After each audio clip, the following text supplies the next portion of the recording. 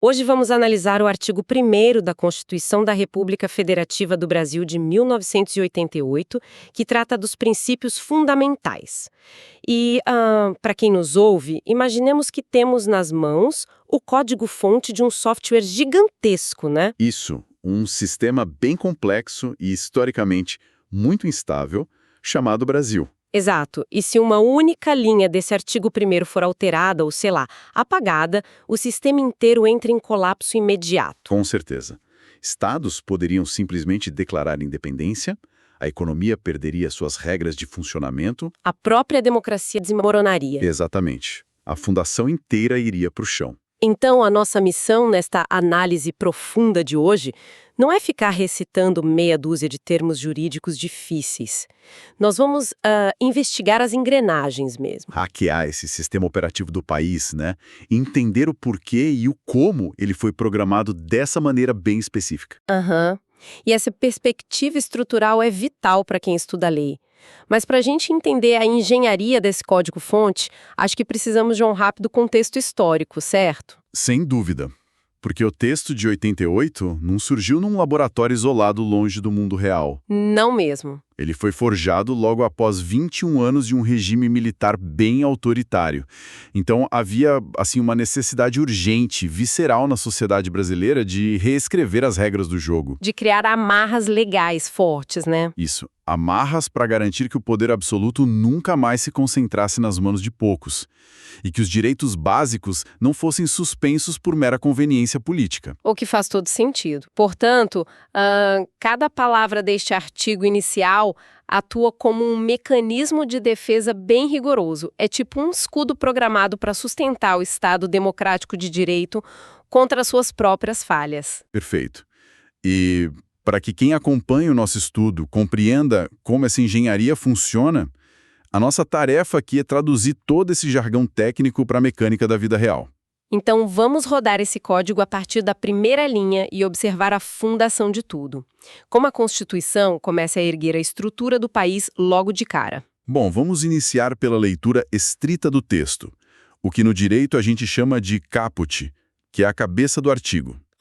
A lei diz o seguinte: a República Federativa do Brasil, formada pela união indissolúvel dos estados e municípios e do Distrito Federal, constitui-se em Estado democrático de direito e tem como fundamentos. Olha, há um peso arquitetônico imenso logo nessa abertura, né? Termos como república e federativa já estabelecem de imediato muita coisa. Sim, já mostram que não há espaço para um monarca hereditário, por exemplo. Dato. E que o poder não está todo concentrado em uma única capital ditando absolutamente todas as regras para um território de dimensões continentais. Há uma divisão de tarefas. Com certeza, uma descentralização. Mas o que realmente trava a estrutura é a expressão união indissolúvel. Nossa, sim. É impossível não traçar um paralelo prático com o casamento.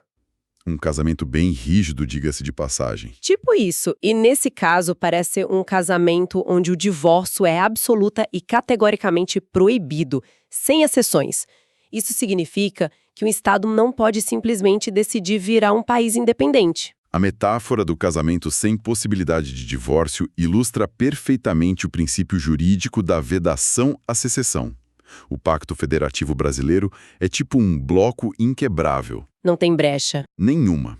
Não existe, no nosso ordenamento jurídico, a menor possibilidade de um ente da federação simplesmente decidir se separar e criar um novo país.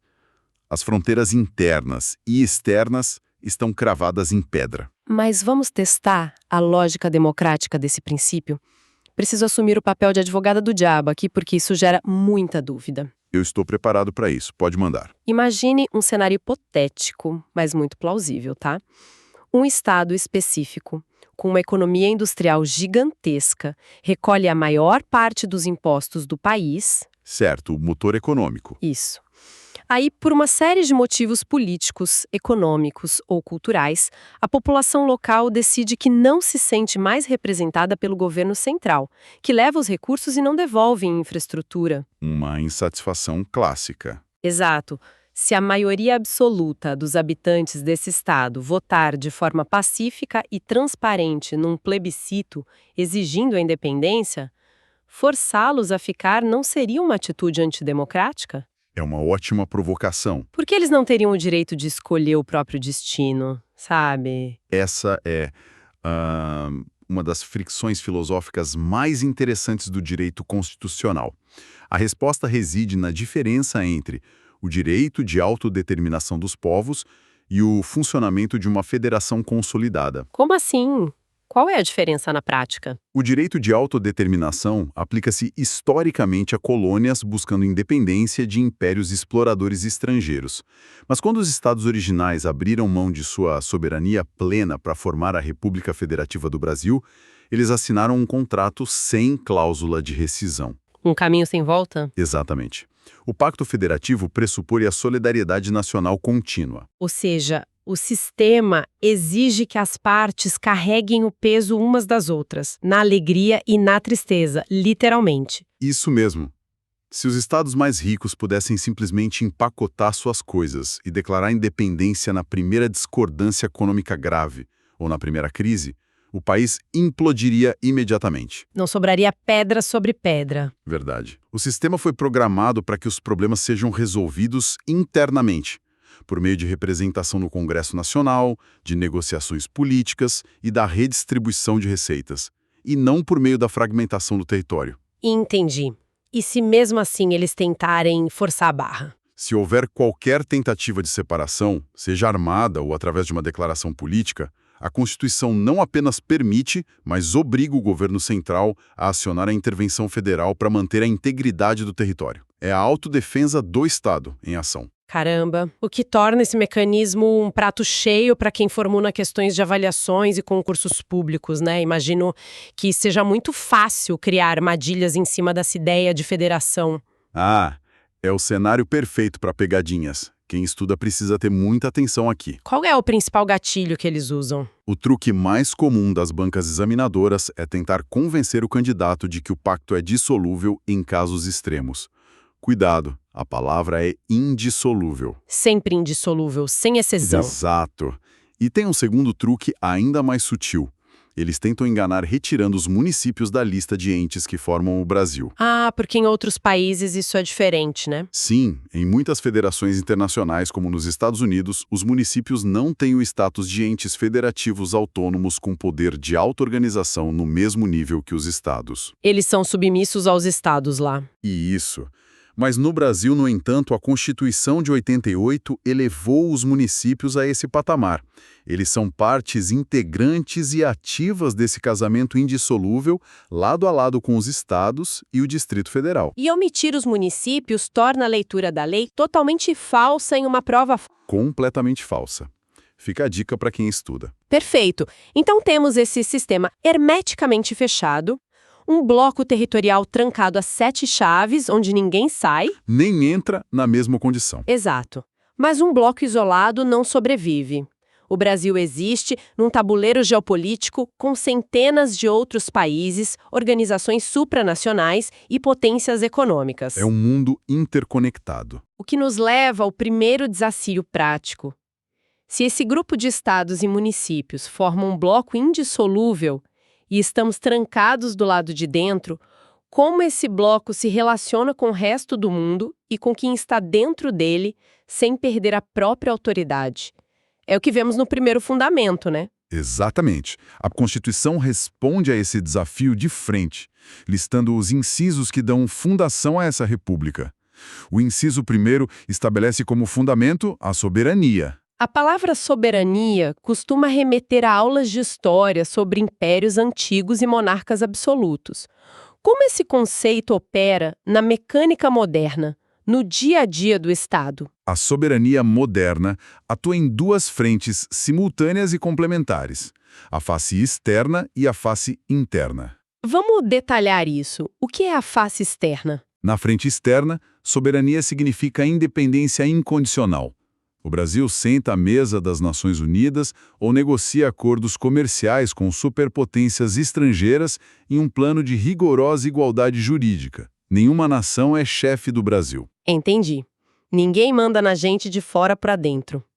E a face interna? Já na face interna, a soberania significa o poder supremo e incontestável. Dentro das fronteiras brasileiras, não há poder maior que o do próprio Estado estruturado pela Constituição. Nenhuma empresa ou grupo privado, por exemplo? Exato. Nenhuma organização privada, corporação internacional ou grupo paramilitar pode criar leis próprias que se sobreponham à autoridade estatal. A regra da casa é do Estado. Vamos colocar essa engrenagem à prova? Pense no seguinte cenário. Imagina uma agência de regulação global gigantesca, com grande poder de sanção econômica, exigindo que o Brasil altere todas as suas leis de trânsito. Ok, uma pressão externa pesada. Sim. Eles determinam que, a partir do mês seguinte, todos os carros em território nacional deverão transitar pelo lado esquerdo da via, como ocorre no Reino Unido. Certo. E eles ameaçam cortar investimentos internacionais enormes se a regra não for cumprida sem o aval das autoridades locais.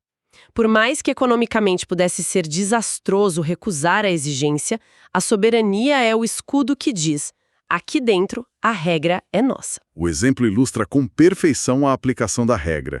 A soberania é exatamente esse escudo de proteção contra qualquer subordinação institucional. Então a gente poderia dizer não e ponto final. Sim.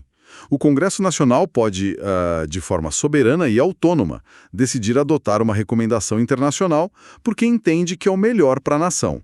Mas essa adoção tem que ser um ato voluntário, filtrado pelas nossas próprias instituições. Ninguém empurra goela abaixo. Pura que a capacidade de alterar o código-fonte do país pertence exclusivamente aos desenvolvedores internos autorizados pelo povo brasileiro. Ninguém de fora aperta os botões. Mas olha, isso levanta um problema lógico alarmante. Nós temos um Estado que afirma ter poder supremo sobre o próprio território e que não obedece a nenhuma autoridade externa. Sim, o poder total na mão do Estado. E um poder supremo concentrado e inquestionável é, por definição histórica, a receita exata para a tirania. Como a Constituição amarra essa força colossal e garante que ela não se volte contra as próprias pessoas que habitam o país? É aqui que a engenharia constitucional mostra o seu valor real, criando contrapesos imediatos. Dito isso, se o Estado é soberano, quem dá vida a esse Estado? Chegamos ao próximo inciso. Para evitar que o Estado soberano engula a sociedade, o inciso 2º institui como segundo fundamento a cidadania. Existe um problema de desgaste semântico gigante com a palavra cidadania. Ela foi meio que esvaziada pelo uso excessivo e comum. Totalmente, virou clichê. Muitas pessoas confundem cidadania apenas com o ato de votar a cada 2 anos. A maioria das pessoas pensa na cidadania simplesmente como possuir uma certidão de nascimento, um título de eleitor ou essa obrigação burocrática de ir até uma urna. O que é uma visão muito pobre do conceito. Sim, me parece uma visão muito passiva, quase como se o cidadão fosse apenas um espectador ou um súdito glorificado aguardando que o Estado faça algo por ele. E essa visão puramente burocrática e passiva é exatamente o modelo que a Constituição de 88 procurou desmantelar. Historicamente, nós somos ensinados a enxergar o Estado como uma figura paterna. Um provedor intocável que atua de cima para baixo. Perfeito. O texto constitucional subverte essa dinâmica completamente. No Estado democrático de direito, a cidadania não é um status decorativo. Ela é a coleira que prende o poder do Estado. A coleira. Gosto dessa imagem. Sim, o cidadão é reposicionado. Ele deixa de ser apenas o cliente ou o beneficiário dos serviços públicos para se tornar o acionista, o fiscal e o verdadeiro patrão da máquina pública. É o vínculo do povo. Traduzindo para a vida real, então, quando uma pessoa comum, indignada, com buracos na rua da sua comunidade, organiza o bairro para cobrar a prefeitura, ou quando alguém entra no portal da transparência para investigar contratos superfaturados de merenda escolar, essa pessoa não está apenas reclamando, certo? De forma alguma. Podemos dizer que exigir o conserto de um buraco na rua também é um exercício prático desse inciso 2º? De forma plena e contundente. A cidadania ativa é o exercício prático do controle social, uma ação popular ajuizada por qualquer cidadão para barrar um ato que possa causar danos ao patrimônio público é uma manifestação visceral desse fundamento. Então votar é só a ponta do iceberg. O voto é crucial, claro, mas é apenas o ato de contratar os administradores. A cidadania, como fundamento do país, vai muito além de ter um título de eleitor. É o direito e o dever de fiscalizar, participar e auditar o trabalho desses administradores todos os dias do ano. É um trabalho diário. Sim. Sem essa cidadania ativa, a soberania do inciso 1º se transforma rapidamente numa ditadura silenciosa. E se os cidadãos são a parte ativa do Estado, qual é o valor mínimo que o Estado deve garantir a eles? Porque essa relação entre um cidadão auditor e um Estado poderoso precisa de um limite ético intransponível. Com certeza. E o inciso 3 traz a resposta para isso. Afinal, governos são conduzidos por maiorias, e as minorias, se não houver um freio, podem ser brutalmente cruéis e opressivas contra as minorias e indivíduos vulneráveis. Qual é a barreira final que protege o ser humano da máquina estatal? Essa barreira não é apenas um limite, ela é a peça central, o superprincípio de toda a Constituição. O inciso 3º estabelece como fundamento do Brasil a dignidade da pessoa humana. A dignidade da pessoa humana. Há um caráter quase poético e abstrato nessa expressão, né?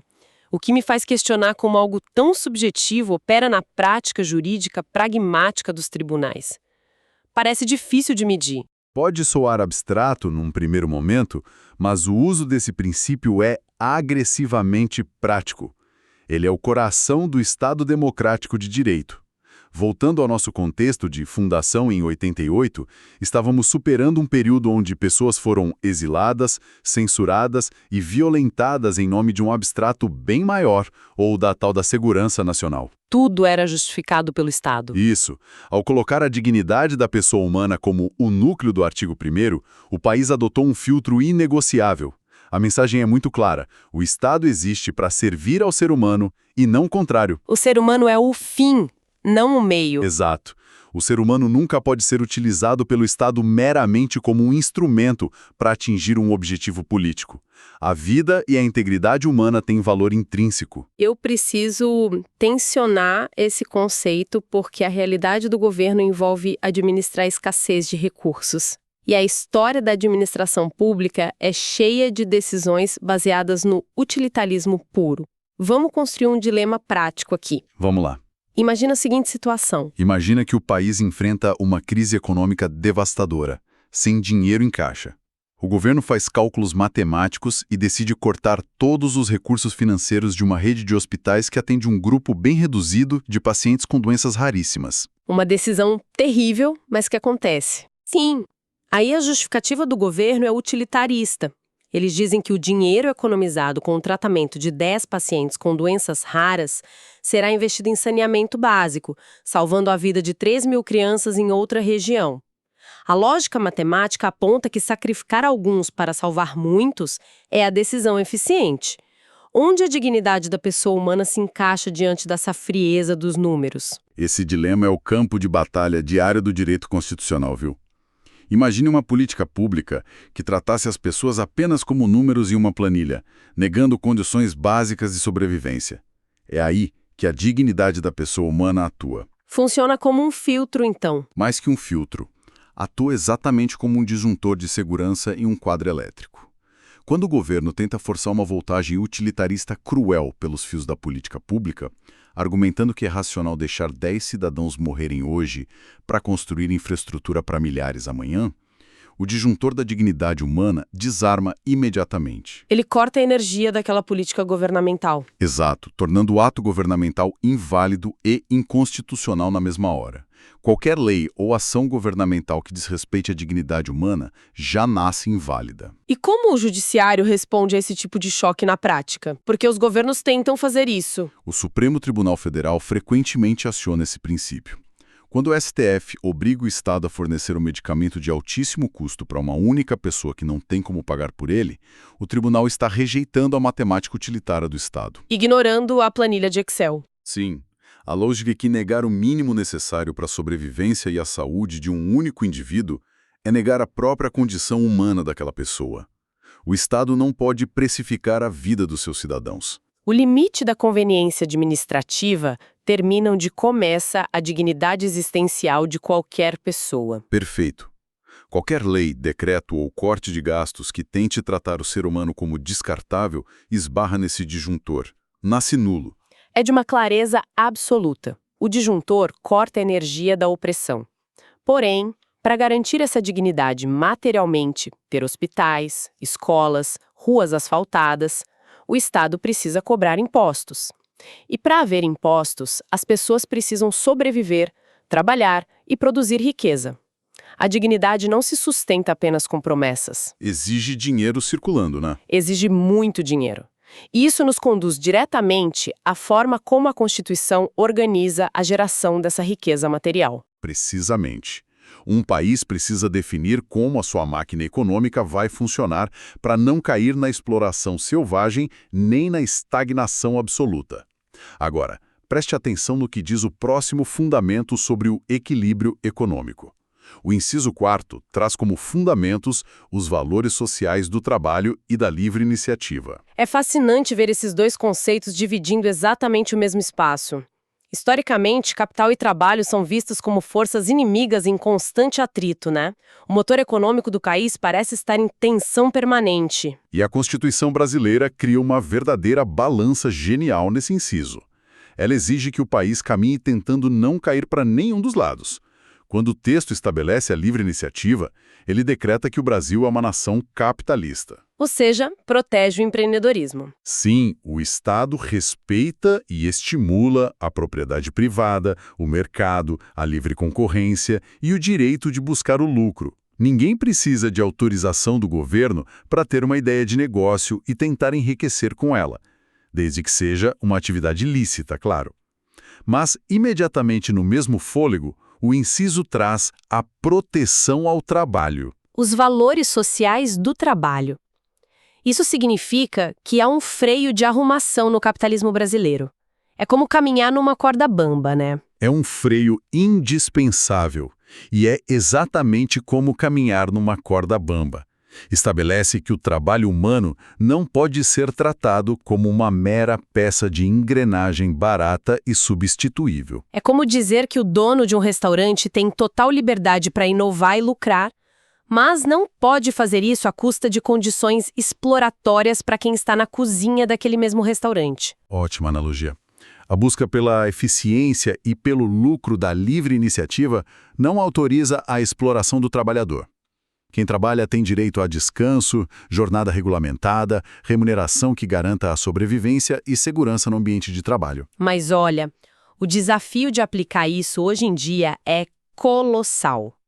Pense na realidade moderna, por exemplo, da tal da uberização e da economia de aplicativos. Ah, o debate do momento. Sim. De um lado você tem corporações de tecnologia afirmando nós estamos usando a livre iniciativa, desenvolvendo algoritmos de ponta, gerando riqueza e dando liberdade para quem quer dirigir ou fazer entregas quando quiser. O discurso da eficiência. Do outro lado, temos motoristas trabalhando 12, 14 horas por dia, sofrendo acidentes e dizendo: nós não temos férias, não temos seguro, nossos veículos quebram e estamos vivendo no limite da subsistência. Na prática, temos os valores sociais do trabalho gritando por socorro, enquanto a livre iniciativa comemora o lucro. Como a Constituição resolve uma briga onde os dois lados utilizam o mesmo inciso para se defender? É o conflito clássico elevado ao nível digital. E a função do Estado é buscar incansavelmente o ponto de harmonização e não permitir que um prato da balança esmague o outro. Como se faz isso na prática? O judiciário não pode simplesmente proibir as plataformas de tecnologia de operarem, pois isso seria uma violação direta à livre iniciativa e paralisaria a geração de renda.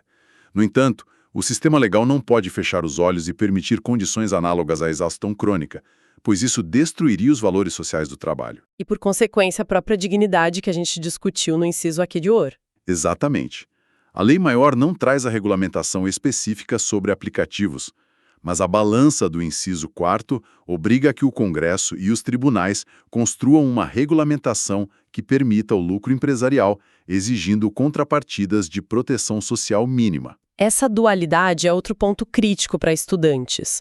não é? Imagino que isolar uma das partes seja a técnica clássica de quem cria as provas para tornar uma afirmação falsa. É o que mais cai em concursos. Desconfie sempre de afirmações absolutistas nas avaliações. Se uma questão disser que a Constituição de 88 tem como foco único a maximização do lucro e do livre mercado, está errado, pois ignorou o trabalho. E se for o extremo oposto? Se outra questão afirmar que o Brasil rejeita a livre iniciativa e orienta toda a economia exclusivamente pelos interesses da força de trabalho, também está errado. As bancas costumam omitir uma das partes para confundir. A premissa verdadeira exige o equilíbrio obrigatório de ambos os pratos da balança. Perfeito! Chegamos a um ponto de estabilidade conceitual. Temos um Estado soberano, com cidadãos auditores ativos, protegidos pelo disjuntor da dignidade humana, operando em uma economia que equilibra o capitalismo e o trabalhador. Mas uma sociedade que trabalha e produz livremente, inevitavelmente vai pensar de forma diferente. Com certeza, pessoas livres produzindo e debatendo vão divergir sobre moralidade e prioridades. O que nos leva ao último fundamento. Como o sistema evita que essas diferenças causem a ruptura que a união indissolúvel nos impede de ter territorialmente? O Constituinte sabia que o choque de ideias seria inevitável. Então, em vez de tentar suprimir as divergências, transformou a aceitação do conflito em uma regra estrutural. O inciso 5º consagra como fundamento o pluralismo político. Confesso que a expressão pluralismo político carrega uma armadilha semântica gigante. Quando lemos isso, o cérebro remete instantaneamente aos jornais noticiando os inúmeros partidos políticos discutindo no Congresso. É apenas isso? A garantia de ter vários partidos políticos? Não, de jeito nenhum. Reduzir pluralismo a partidos é o erro mais comum que vemos. É uma pegadinha clássica. É vital fazer um alerta crucial de prova e de conceito prático aqui. Existe uma diferença abissal entre pluripartidarismo e pluralismo político. Qual a diferença exata? O pluripartidarismo é a existência de vários partidos políticos. É a regra que permite fundar o partido X ou Y. Já o pluralismo político, que é o fundamento do Estado no inciso 5º, trata da multiplicidade de ideias, crenças e ideologias em uma sociedade. É infinitamente mais profundo. Como podemos definir esse alcance, então? Pluralismo político é o reconhecimento absoluto de que a sociedade brasileira é complexa, plural e composta por indivíduos com visões de mundo divergentes. É a garantia de que diferentes crenças religiosas, filosofias de vida e convicções morais têm o direito de coexistir e competir no espaço público, de forma pacífica. Traduzindo isso para um cenário real, então é a garantia de que duas pessoas podem sentar na mesma mesa, discordar completamente sobre como o mundo deve funcionar, e o Estado garante o direito de ambas as ideias existirem. É a batalha das ideias livre de censura. Perfeitamente definido. O pluralismo político atua como a vacina mais poderosa contra o pensamento único e o totalitarismo. Em regimes autoritários, a divergência é crime contra o Estado. No nosso modelo, a divergência é o combustível da máquina democrática. Nós pactuamos que vamos concordar em discordar, mantendo respeito institucional mútuo. É uma engenharia complexa, mas brilhante, de fato. Com tantas camadas de análise, o estudante corre o risco de esquecer de alguma dessas pontas na hora do nervoso. Há alguma ferramenta metodológica, alguma técnica de memorização para consolidar de vez a arquitetura desses 5 pilares? Tem sim, e a cereja do bolo para quem estuda. Para solidificar toda essa abstração na memória de longo prazo, a técnica mais eficiente e muito famosa entre estudantes é o uso de um mnemônico fonético construído com as sílabas iniciais de cada fundamento. Conta pra gente qual é essa chave mágica. Junte as iniciais dos 5 princípios na ordem cronológica da lei. S-O, Si, Di, Va, Plu. S-O, Si, Di, Va, Plu. Adorei a dica. Sim. S-O de soberania, Si de cidadania, Di de dignidade da pessoa humana, Va de valores sociais do trabalho e da livre iniciativa, e Plu de pluralismo político. Anota mentalmente S-O, Si, Di, Va, Plu. SOCD-VAPLU. Fica repetindo até fixar. É uma daquelas palavras que soam estranhas na primeira vez, mas grudam no córtex cerebral e nunca mais saem. Olhando para trás agora, recapitulando a estrutura lógica que acabamos de construir, fica evidente o grau de sofisticação do texto. Sem dúvida. O país é formado por uma república federativa travada por uma união indissolúvel blindada de divórcios estaduais. E toda essa massa territorial gigantesca e diversificada está apoiada e nivelada em cima dos 5 pilares do SOCD-VAPLU. Exatamente. A genialidade da redação está nos contrapesos. O problema e a beleza do direito é que dominar a base teórica e decorar as ferramentas de prova é só o ponto de partida. Com certeza. Quero deixar aqui um pensamento provocativo final. Um so what, sabe? O desafio intelectual genuíno ocorre no tumulto do mundo real. Se esses são os fundamentos absolutos, o que acontece quando eles entram em choque na vida real? Quando a teoria limpa entra em colisão direta com a realidade. Pense na gravidade de um embate onde, por exemplo, a livre iniciativa de uma empresa extrativista gigantesca parece ameaçar violentamente a dignidade da pessoa humana de uma comunidade local, contaminando um rio inteiro. São os fundamentos colidindo no grau máximo. Como o Estado democrático de direito resolve uma batalha épica entre as suas próprias fundações sem destruir a própria estrutura? Como pesar princípios que são formalmente iguais em importância no artigo 1º? E essa é a fricção que transforma o mero estudo mecânico de artigos em um campo de análise sobre a sobrevivência da sociedade. Deixamos essa semente flutuando no ar para reflexão. A nossa recomendação prática é imutável, continuem lendo o texto puro da lei. O domínio da base é o que garante o sucesso na compreensão de todo o resto. Questione as notícias, investigue como o disjuntor da dignidade e a balança do trabalho estão agindo na sua rotina, porque dominar o código-fonte original do Brasil é a melhor vacina contra narrativas superficiais. Continuem estudando, continuem questionando e nos vemos na nossa próxima discussão detalhada da lei.